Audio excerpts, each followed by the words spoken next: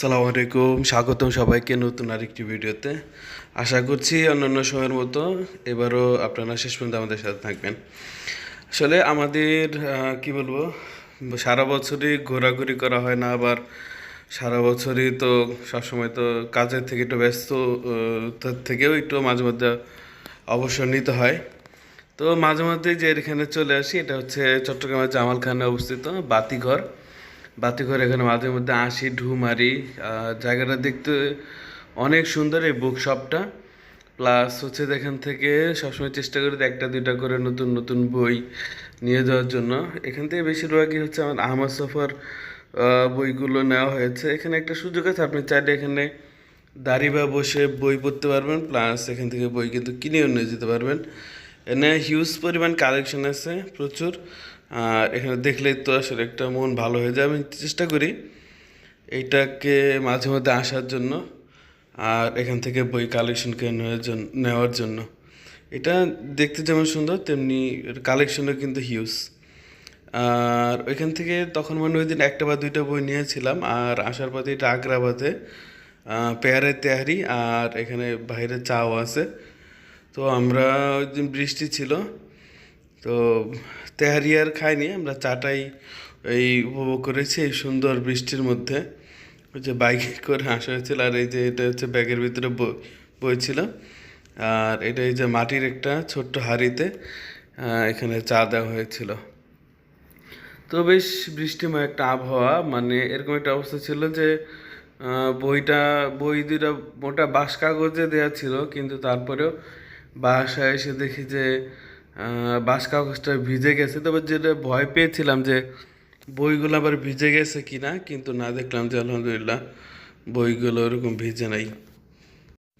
তো এরপরে তার ওরকম ভিডিও করার সুযোগ হয় নাই। তো পরের দিন যে একটু দুপুরের পরে আমি নিজেই রওনা দিয়েছিলাম ঢাকা একটা অনুষ্ঠানের উদ্দেশ্যে। তো একটা রাত কাটিয়ে পরদিন সকালবেলা এই তো চলে এসেছি আমাদের জগন্নাথ বিশ্ববিদ্যালয় ইসলামিক স্টাডিজ অ্যালামনি অ্যাসোসিয়েশনের প্রথম পুনর্মিলনী 2025। তো একদম ভোরে ভোরে পৌঁছে যাই। আর আমার সাথে কিন্তু শুধু আমি একা না, আমার সাথে কিন্তু আরেকজন ছিলেন। আপনারা অবশ্যই একটু পরে দেখতে পারবেন ইনশাল্লাহ, আশা করি। তো একদম ভোর সকালবেলা, খুব স্নিগ্ধ একটা পরিবেশ।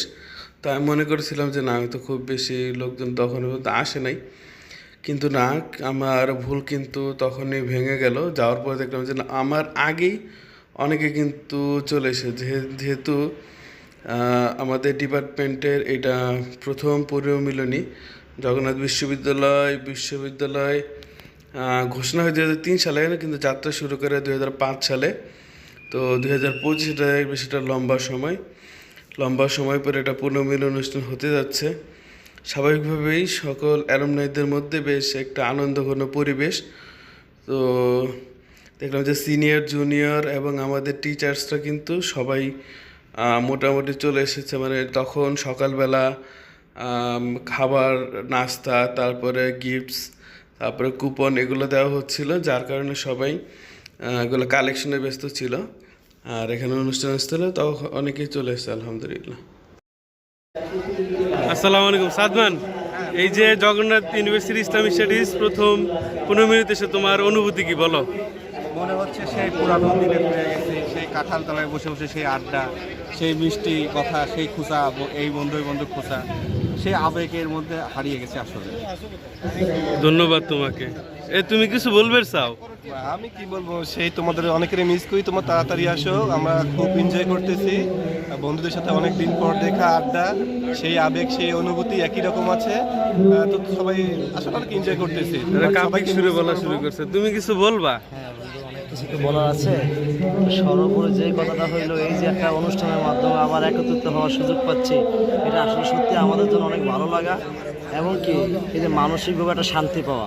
কেননা এতদিন দূর দূরান্তে আছি, হয়তো সবার সাথে যোগাযোগ হয় না ঠিক মতন বা ব্যস্ততার জন্য, কিন্তু এখন আজকে কেউই ব্যস্ত নেই। আজকে সবাই আমরা একত্রিত হওয়ার সুযোগ পাচ্ছি। ধন্যবাদ সবাইকে, সবাই দ্রুত চলে আসো।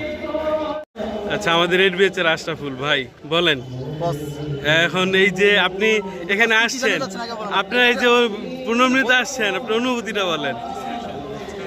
আসসালামু আলাইকুম, আমি আশরাফুল, অষ্টম ব্যাচ।